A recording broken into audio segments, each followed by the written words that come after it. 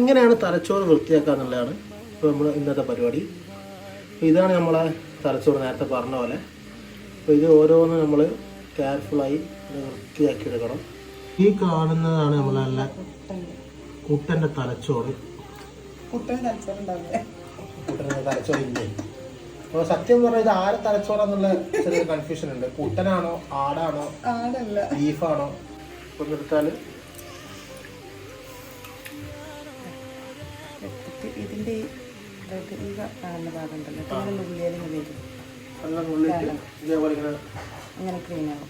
ആ ഒരു രീതിയിൽ വൃത്തിയാക്കി എടുക്കണം അല്ലേ?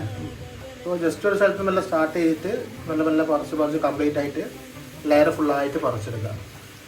അപ്പോൾ ഈ കാണുന്ന പോലെയാണ് നമ്മളെ തലച്ചോറ് വൃത്തിയാക്കി എടുക്കാറുള്ളത്. ഈ രീതിയിലാണ് നമ്മൾ വൃത്തിയാക്കി എടുക്കേണ്ടത്. ഡിഫറൻസ് മനസ്സിലാക്കുക. നല്ല അടിപൊളി ആ ബ്ലഡ് സ്ട്രെയിന് കാര്യങ്ങളൊക്കെ